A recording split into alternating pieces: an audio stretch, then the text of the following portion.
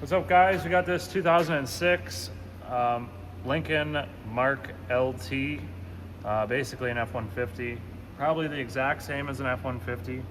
And we're going to be changing out the steering intermediate shaft. That's this guy right here.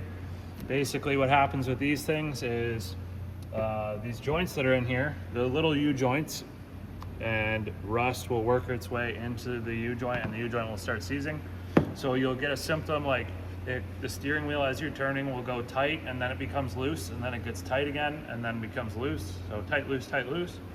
And it's just as this thing is spinning around, you'll have one seized joint and then as it passes, it goes into the free joint, which moves nice. And then,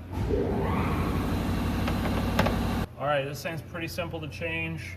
Basically, we've just got 2 bolts we need to undo and then we're gonna collapse the shaft. So you can see this is like telescopic, right?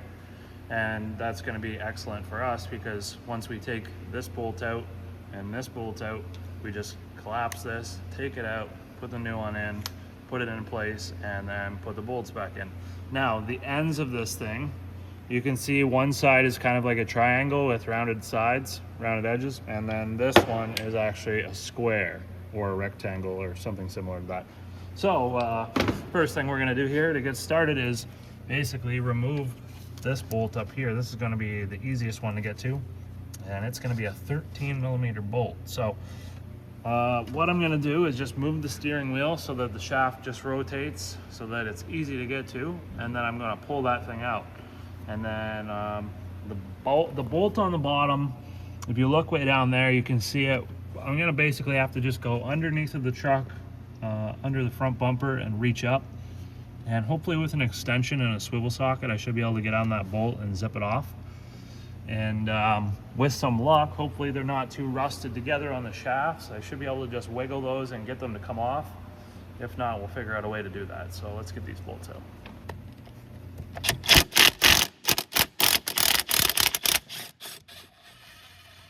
All right, so there's one bolt. Now, these shafts, they are a split joint, which means that there's a split in there.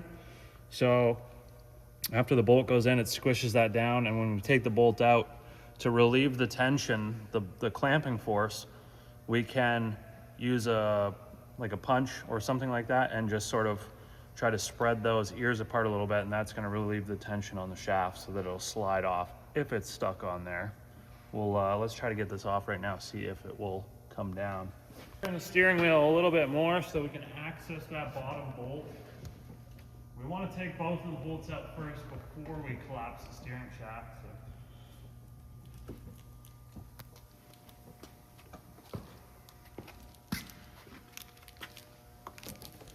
And we basically just want to line that up so that the bolt is facing out this way so that we can get on it with the socket and an extension. Sorry, it's a little difficult to see.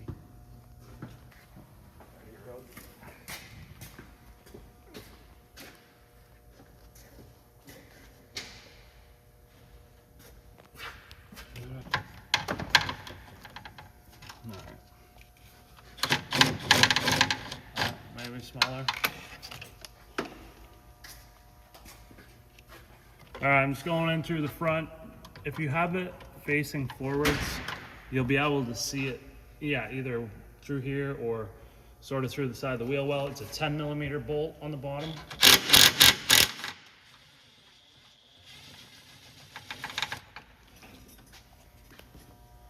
Just like that, we got probably a 12-inch extension with a swivel socket.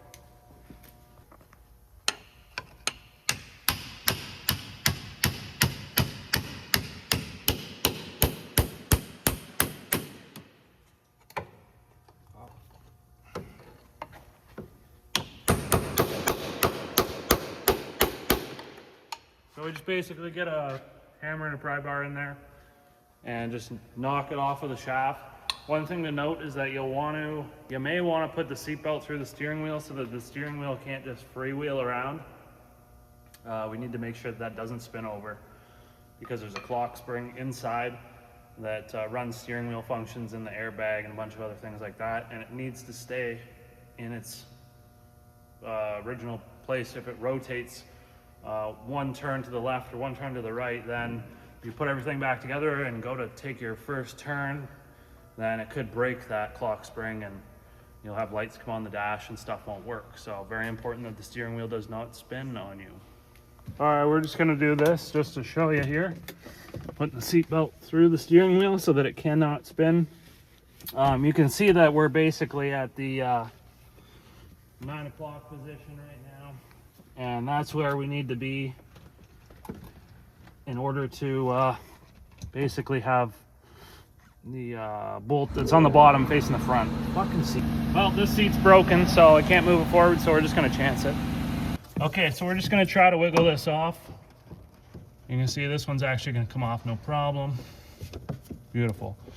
So now what we're gonna do is just fish this thing out of here. And we're gonna go grab our new one. All right, so now we're gonna lower this thing down in here.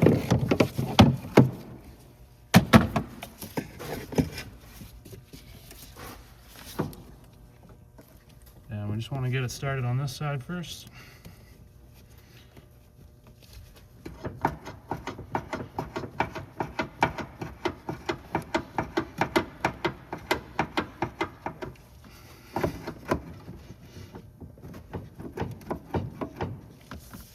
And we'll put a bolt in that so that it doesn't fall off.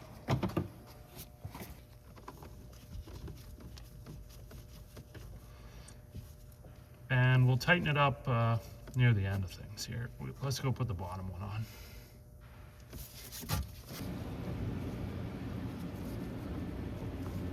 All right, then you just basically line the bottom up and slide that on there and get that started. If the shafts are rusty, what you can do is use a little bit of emery cloth or sandpaper or something like that and just clean them up and get that surface rust off of there. It's gonna make all the difference.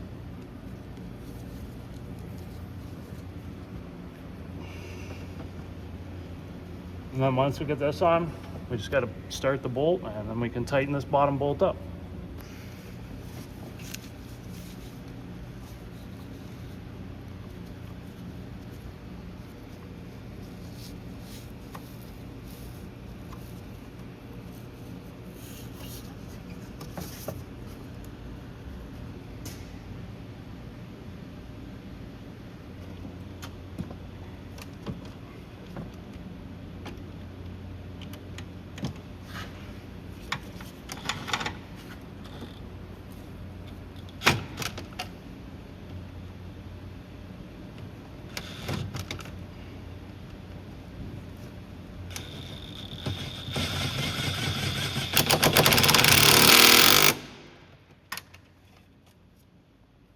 Okay, now the last thing we've got to do is just put this bolt in here and tighten it up. Now, if you want to tighten those down, torque them with your torque wrench. The top one there is going to be 35 and the bottom one's going to be 22 foot-pounds for both of those. So, if you got any questions, throw them in the comments. Pretty simple job, should take you about half an hour if you don't have any hang-ups. And that's about it. Give the video a thumbs up if it's helped and don't forget to subscribe. We'll see you in the next one.